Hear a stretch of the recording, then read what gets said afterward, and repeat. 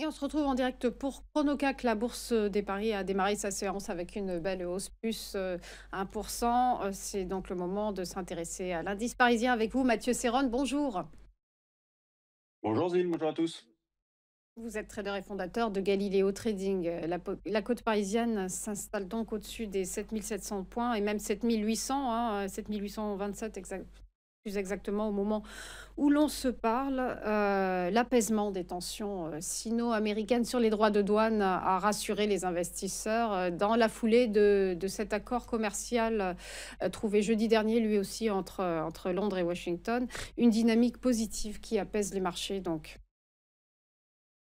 Oui, tout à fait. Les anticipations de détente commerciale continuent donc de stimuler les marchés, qui sont revenus pour la plupart sur leur niveau d'avant l'annonce des tarifs douaniers du 2 avril et ne sont plus qu'à entre 5 et 10% de leur précédent plus haut du mois de mars, exception faite du DAX, qui lui les a même dépassés. Vous voyez, ce matin, le DAX à côté, le futur, les 24 000 points. Donc, on a réalisé un nouveau plus haut historique sur l'indice allemand.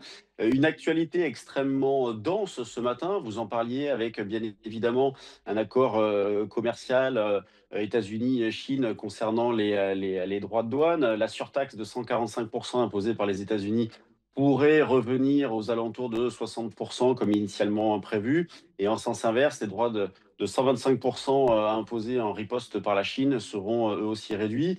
Sur le front diplomatique aussi, une rencontre prévue entre Russes et Ukrainiens jeudi. Et également le président Trump qui annonce signer un décret exécutif pour réduire les prix des médicaments et produits pharmaceutiques aux États-Unis de 30 à 80%. Donc, conséquence, les marchés apprécient avec des gaps à la hausse un petit peu partout. Donc le CAC en hausse de 1,5, idem sur le DAX 1,40, le SP 500 actuellement en hausse de 2,80 et le Nasdaq de 3,5. Donc, dans le contexte actuel, comment aborder cette phase-là? Eh bien, toujours en payant les replis, hein. Moi, je continue d'accompagner la hausse en payant à court terme chaque repli. Alors justement, dans ce contexte-là, il n'est pas facile de proposer des niveaux d'intervention, dans la mesure où, vous voyez, par exemple, peu avant 9 heures, nous étions à 7 760, et une fois l'ouverture passée, on a atteint sur le futur CAC les 7 860. Vous voyez, déjà une hausse de 100 points par rapport au niveau de 9 heures et une ouverture à 8 heures qui s'était déjà faite en gap. Donc, ce qu'il faut retenir, c'est que sur le CAC, on arrive dans une zone de résistance assez intéressante autour des 7 800, 820. Bon, pour l'instant, nous sommes au-dessus, donc ce qui est un signal plutôt positif, mais j'attends tout de même de voir la clôture.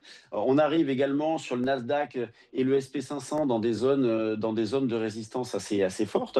Donc moi, je paye les replis. Alors bon, allez, je vais dire comme ça, peut-être autour des 7 760, 7 780. Vous voyez, c'est un petit peu l'idée que j'ai pour ce début de séance-là.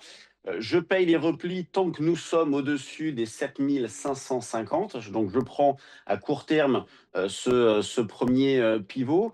Dans une optique un petit peu plus longue, j'aimerais bien avoir un retracement jusqu'à la zone 7 350, 7 450 pour reprendre des initiatives à l'achat d'une manière un petit peu plus sérieuse et à horizon un petit peu plus moyen terme. Vous voyez, quand je dis moyen terme, c'est horizon quelques semaines.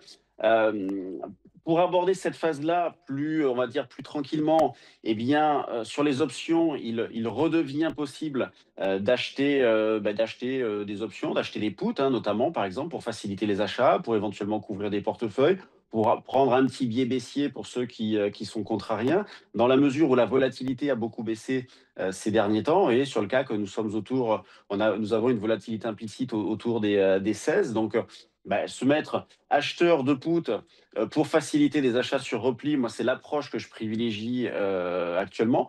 Comme je l'ai fait précédemment en début d'année, lorsque nous étions au-dessus des 7 800 points, je considérais qu'au-dessus de 7 800 points, nous étions du bon côté, mais j'avais quand même protégé, ce qui m'a bien servi lorsque nous avons eu le gros trou d'air. Et justement, vous voyez, 7 800 points, nous y revenons. Donc, c'est, vous voyez, le pivot que nous avions en début d'année, on le retrouve désormais. Est-ce qu'on va le franchir et revenir sur les plus hauts récents, ou plus hauts historiques, même sur le CAC, ou est-ce que nous allons caler dans cette zone-là, ça va être les enjeux des prochaines heures, des prochains jours.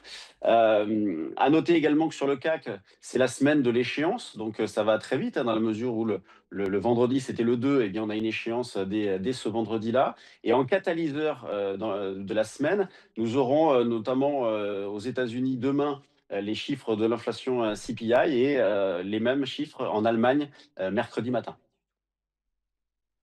Merci pour votre éclairage, Mathieu Serron. À suivre après une nouvelle pause, les valeurs qui bougent, ce sont les market movers. À tout de suite.